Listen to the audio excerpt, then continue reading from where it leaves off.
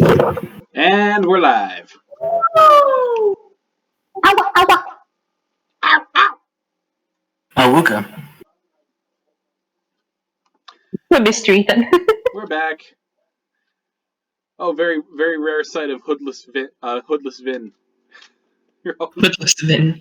What's that weird, like, Wojak image that you make of yourself, that little caricature that you make of yourself that always has its eyes, like, wide and bulged Big open? eyes. I kind of want to make that. I kind of want to make that the thumbnail for this recording. I think that'd be very funny. In any case, we're back.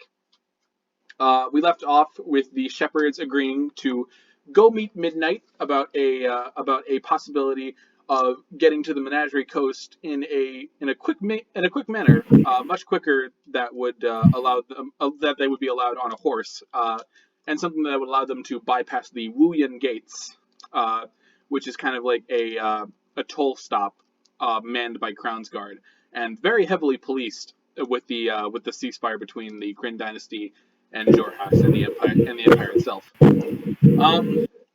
So it has been about a day since then. The shepherds have taken some much-needed rest within Trostenwald before preparing what they assume is going to be a journey of some sort. Gesh, you might have taken the time to meditate. Dhuur'in, you may have done something similar to meditation, but you can't really call it meditation when it's a communing with a ageless being of eternal torment and destruction. Garbling eldritch out into the air.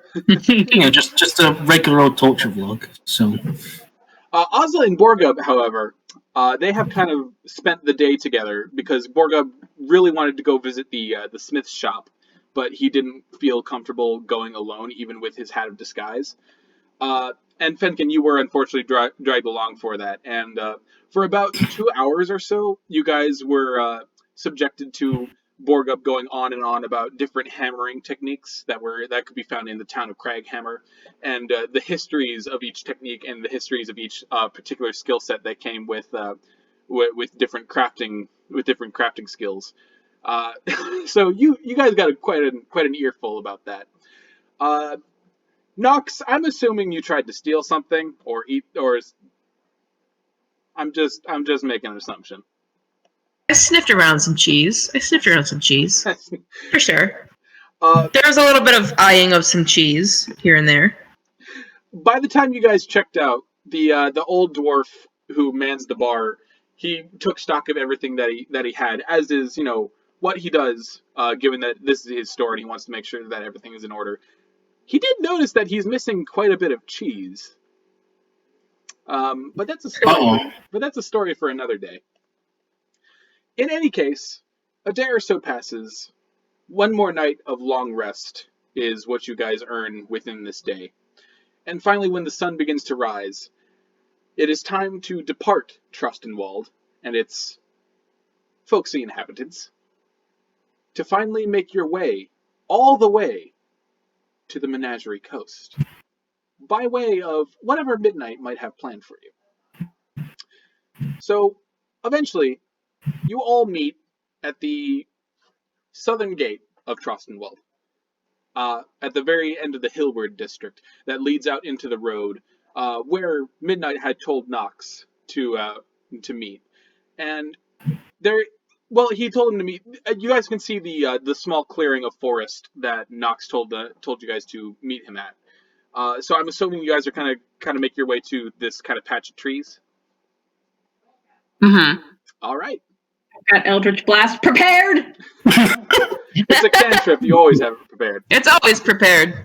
I would like to say, as they're going, Nox is kind of putting a hand up and telling them, "Let me speak first.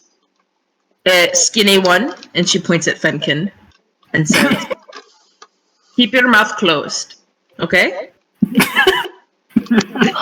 Fine. As you guys are walking, Ozla, Borgub kind of like saddles up behind you, and you can see that he's kind of visibly nervous, kind of like checking all around him, checking over his shoulder. And eventually, he'll kind of like whisper to you. He's wearing his half disguise, by the way, so he's in his halfling form as of right now. And he kind of whispers to you, Miss Highhill? Yeah. Would it be alright if I held your hand? I'm kind of, my stomach's in knots, and When he says knots, Nox like looks up and looks over because she thinks she heard her name, and then continues. Yeah, sure, Mike. And she holds her hand out, just like. He takes it, and you can still feel the warmth even through the thick leather of his gloves. But he seems to kind of visibly calm down a little bit, and his breathing sort of slows. And as you guys approach the forest's edge, Nox, as you step towards the tree line, you see that there is a dagger on the ground with the blade sort of pointed in a specific direction into the forest. Mm-hmm.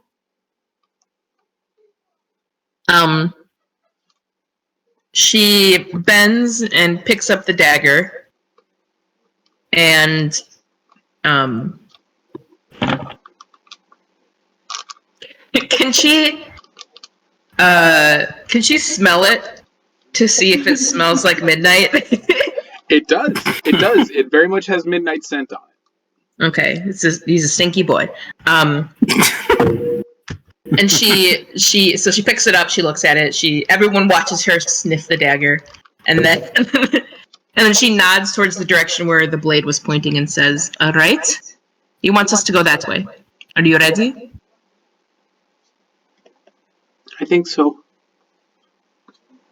She nods and she says, "Okay, eyes up, ears alert. Let's go." And she will walk in the direction. She will walk in the direction that it was pointing into the forest. Okay. Nox, you said you wanted to use disguise self, correct? Or something along those lines? She was going to, but she's not gonna. No. Okay. No. So, as you're walking through the forest, it's not even really that much of a forest. It's just kind of like a small thicket of trees, honestly. The grass is wet from morning dew, and those of you who are wearing boots will feel them slickened as you walk. But eventually, Nox, you, in the distance, leaning up against a tree, you do see a figure kind of standing in a clearing, and you're able to instantly recognize the wrinkly features of Midnight the Tabaxi, but you see that he's in far more lavish clothing than before. Where he once only had a blue tunic, you can see that long purple robes, kind of held together with a series of belts on both the chest and the hips, are kind of draped from his spindly body. He's wearing very pointed, almost Sultan-style boots that kind of like point up from the ground as he kind of kicks his legs and leans up against the tree. A long polished metal staff is leaning against his shoulder, which terminates in this big circle, within which is another two interlinking circles that kind of just like hang off the bottom rung. And he seems quiet and content. His eyes are closed, and he seems to be napping, before you see his nose kind of twitch, and he wakes up, his jade green eyes kind of like blinking, and he looks towards you. Ah, Tatemra, I was beginning to assume that you did not want to come. She bows her head a little bit in a form of greeting to him as they get closer, and she says, "Forgive us. It is a bit of a walk to get down here, but here we are." And she kind of like gestures at the whole party that's behind her. But a necessary walk. What we do here today, the Crown's Guard does not need to be knowing about. You understand. Of course. So, to just suddenly. Sorry, go ahead. Sorry. No, I just want him to suddenly burst up. Ew, he's naked. Fine! His eyes kind of like lazily turn towards you, Fenkin, and he grins. No, not right now, but I can be if you want, little elf. God. I'll talk him a little bit further away. Nox has the flattest look on her face, and she says, "Forgive him. He was born without manners."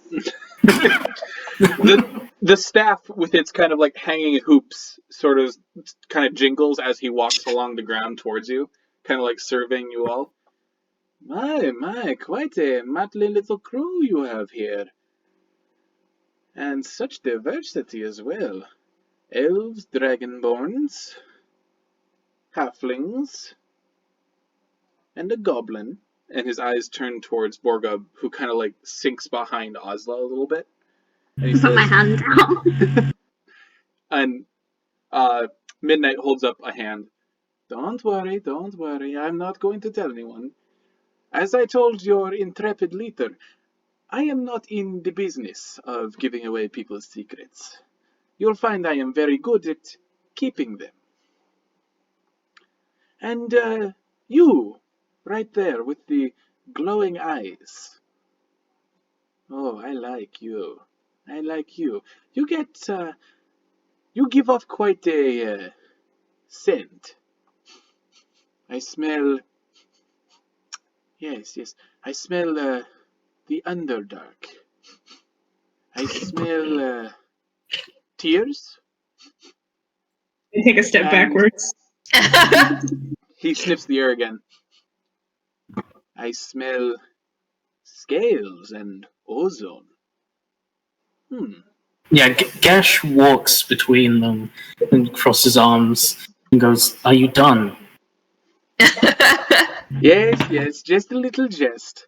I find that opening with a joke makes business preparations a bit easier.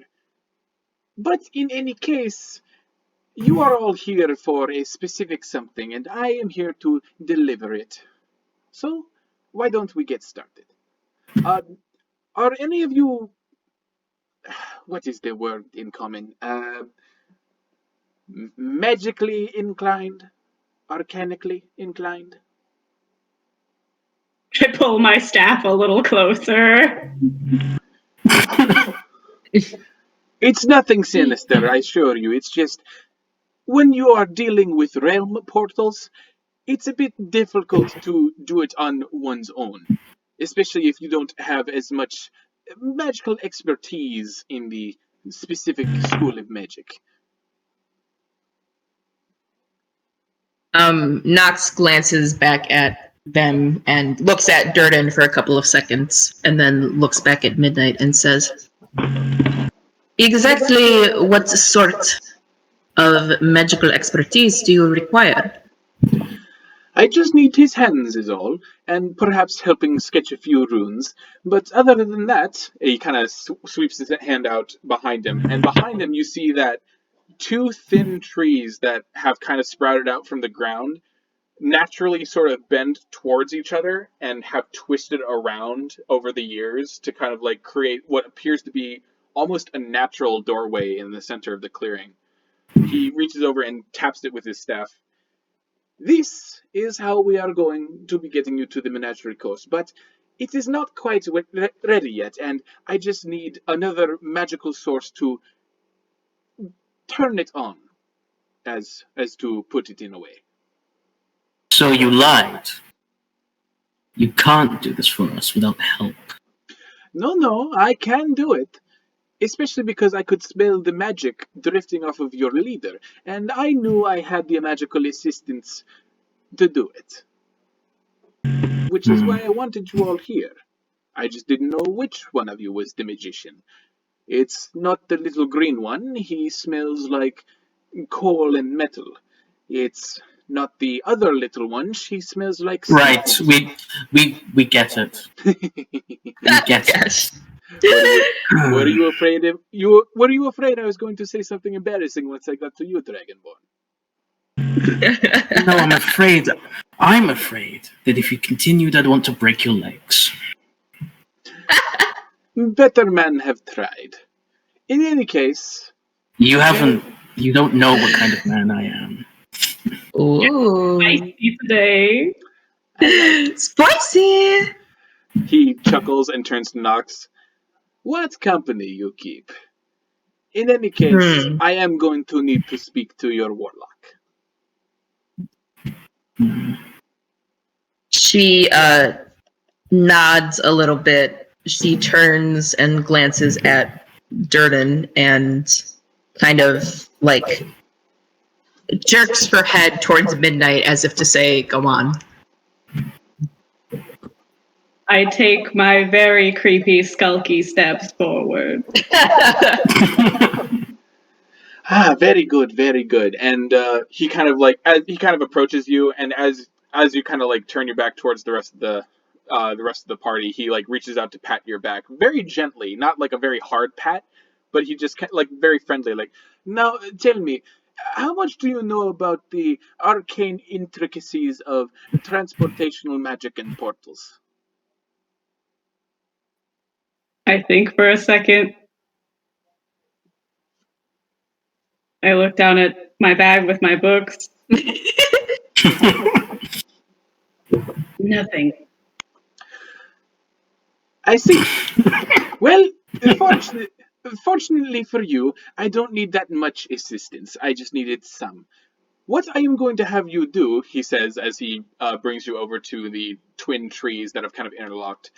As you can see, I've already etched in the runes that we're going to be needing to be using to open up a doorway of sorts to the Menagerie Coast. All I need you to do is just channel a bit of your magical energy into one of these trees while I do so with the other. Once that is done, the portal will be open, and you will be in the coast before you know it. Okay. Is that something you can do? Yes. And the Empire says they do not like Drow. I love Drow! I grimace really hard. Alright, let's get started then.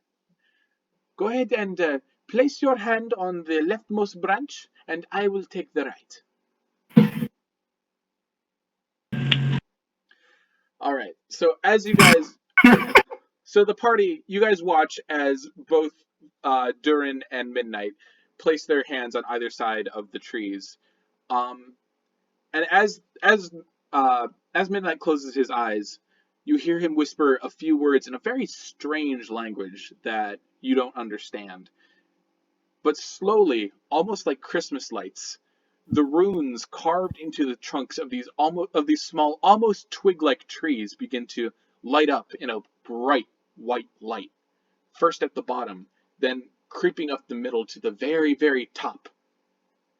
You watch as flowers begin to bloom at the very top of the trees where they interlock and twist, and more flowers, pink, yellow, red, tulips, roses, all sorts of flowers begin to prop up around the tree trunks and explode in color.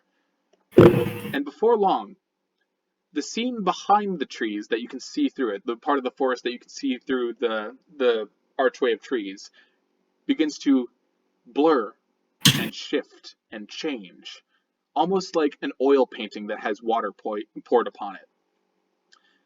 And finally, it coalesces into just a panel, a screen almost, of pure white light. Midnight finally steps away, taking his hand off the tree, kind of admiring his work, and he says, yes.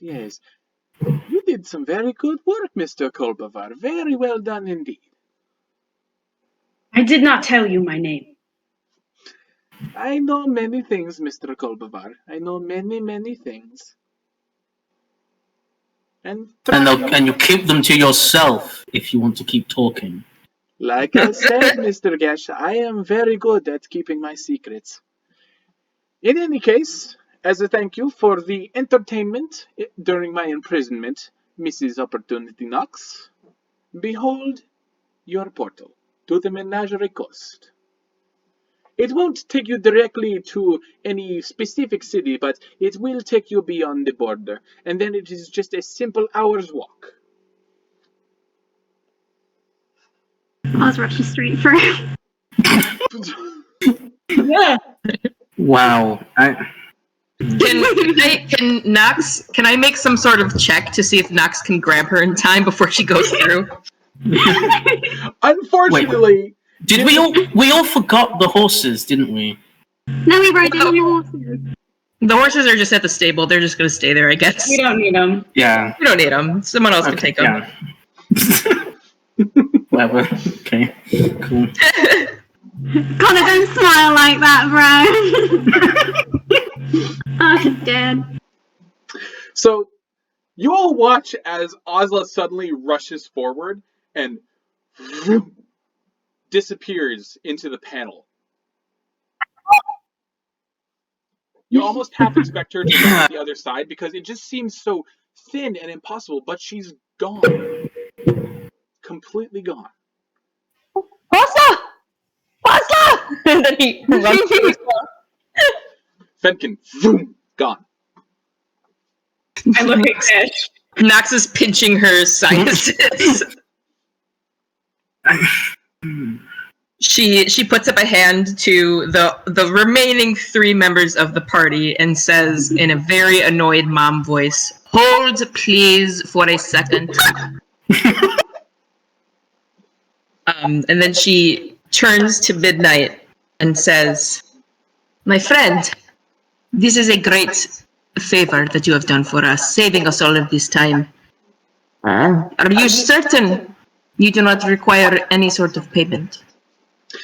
For a wandering soul like me, having known someone like you, Miss Knox, it is all the payment in the world that I need.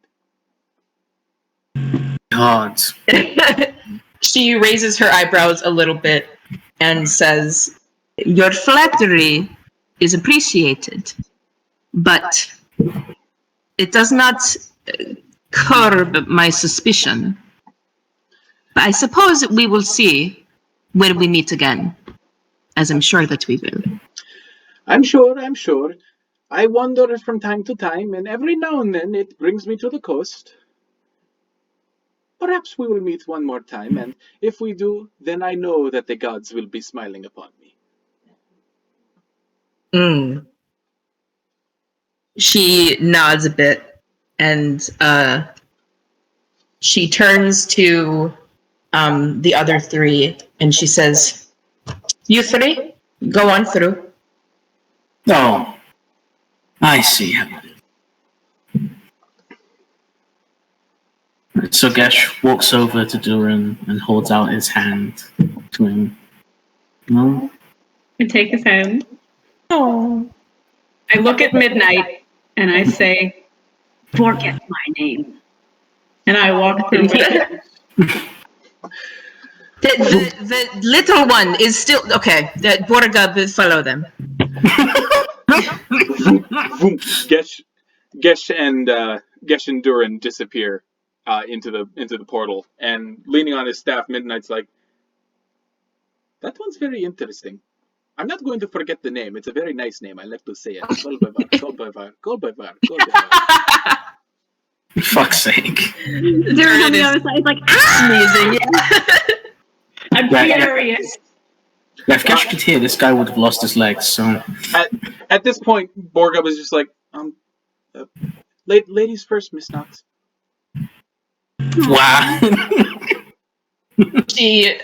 She rolls her eyes and turns away from Borga for a second to face Midnight again, and then she kind of like bows, a more like proper, at the waist sort of bow to him. Yeah, like that. He'll copy it. And yes. And she'll say, "Till we meet again, then, Midnight." Until we meet again.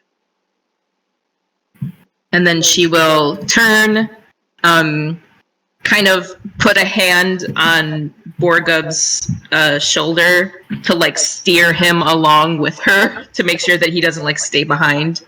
And in they will go. All right. Nox, Yes. just as you're about to step into the portal, you hear Borgub gurgle as you suddenly feel him Ew. thrust from your grasp. And before you can turn to see, a boot buries itself into your back and kicks you through the portal. Ooh. And as soon as you Oh, for fuck. and as soon as God you damn it. As soon as you fall through the portal, you're falling and falling. There is no ground beneath you, but you do finally suddenly land on a pile of your friends. They're squirming and Ow. groaning and kind of like trying to all get up, but the air immediately takes on a less misty smell and more of a dry, very heavily pollinated floral scent. And as you kind of Ew. like get yourself up and to like look around, you see that you're in a field of incredibly long grasses under a sky that is a yellowish green. There's a circle in the air, kind of like breaking through reality. And you see Midnight standing up. The circle's about like 15 feet or so in the air. And you see Midnight peering through, his hands behind his back, one hand on his staff. And he says, "Oh, did I accidentally key this portal to the center of the Feywild? Oh, No. Yeah, okay. Can Gesh just throw a dart through there immediately, please? Just chucking. As you get up and fling a dart, it just thunk right off the side of the right off the portal, as if there's like a metal screening. Shit! God damn it! I knew I should have broken his legs. Fucking bastard! And by the way, I'll be hanging on to this. And he brings his arm around, and you see he has Borgub in kind of a chokehold, and he's kind of like struggling to get away. And as he struggles, his mace, the one with the gear head, sort of like slips from his belt and falls through the portal onto the ground, like 5 feet away from the pile of you guys. Bastard! Nox is kind of getting up to her feet. She has this kind of wide-eyed look of shock for a couple of seconds before she laughs and says, "So you do want to die? Very well then. I will see you soon, midnight." I'm sure you will. I am so certainly sure you will. Can I ask a question? Sure, what's up? Did Nilo come with? Yeah, no, oh yeah, I forgot to mention, Fenkin, as soon as you went through, Nyla went through, and so did Princess. Okay, good. Yeah, no. Yeah, you still got no. But yeah, Borgub's kind of like struggling in his arm, and Midnight's kind of like staring down at you all. Again, my apologies, but you know how it is. Business is that, merely business, and there are people who would spend some rather shiny coin to keep you all as far away from the coast as possible, and I think this other world will suit just fine. I think it's just far enough, don't you? Okay, so Gesh, since he's already standing, is gonna go grab the mace and then heave it up at the portal. Try and hit him. As you throw the mace, it hurls through the air, spinning and spinning and spinning. And you watch as Midnight taps his staff as the portal begins to close. And you hear him say, "In midnight clad, Miss Nox. In midnight clad."